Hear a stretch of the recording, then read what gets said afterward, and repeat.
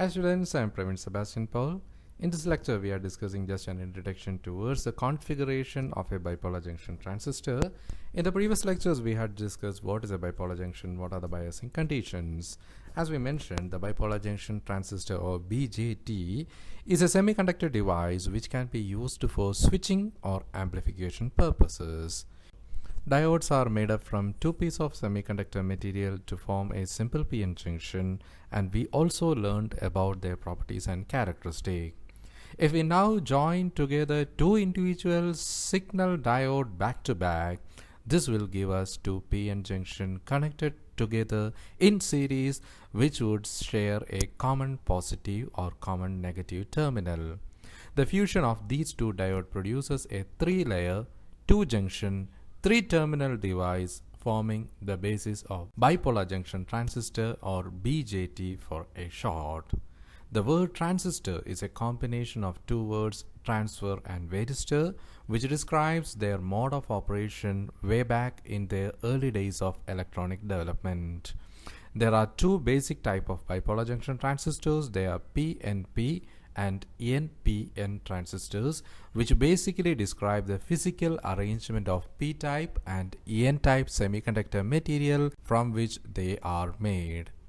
A bipolar junction transistor is a type of transistor that uses both electrons and electron holes as charge carriers.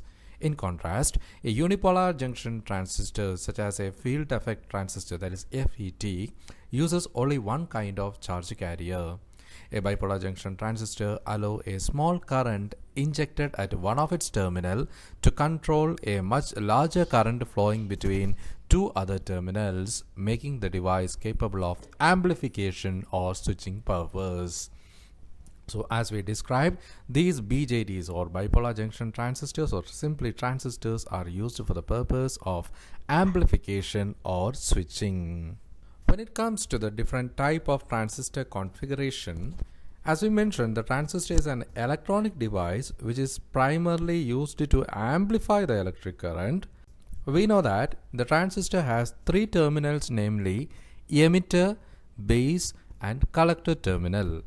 But to connect a transistor in a circuit, we need four terminals, that is, two terminals for input and other two terminals for output. But the transistor does not have four terminals. Then how do we connect the transistor in a circuit? It is not as difficult as we think. One of the three terminals is used as a common to both the input and output. When a transistor is to be connected in a circuit, with one terminal is used as the input terminal and the other terminal is used as the output terminal, and the third terminal is common to both the input and the output. That means here the input is applied between the input terminal and common terminal, and the corresponding output is taken between the output terminal and the common terminal. Depending upon the terminal which is used as common terminal to the input and the output terminals, the transistors can be connected in following three different configurations. They are common base configuration or CB configuration, common emitter, that is CE configuration, and third one is common collector, that is CC configuration. In every configuration, the base emitter junction is always forward biased and the collector base junction is always reverse biased to operate the transistor as a current amplifier. When it comes to the common base, that is CB configuration, in a common base configuration, the emitter is the input terminal, the collector is the output terminal, and the base is serving as a common terminal.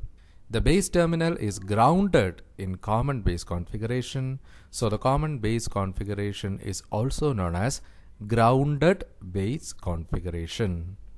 The next one is a common emitter configuration or simply CE configuration. In common emitter configuration, the base is the input terminal, the collector is the output terminal, and the emitter is serving as a common terminal. The emitter terminal is grounded in the common emitter configuration, and thus the common emitter configuration is also known as grounded emitter configuration. The third one is common collector configuration. In common collector configuration, base is the input terminal, emitter is the output terminal, and collector is the common terminal.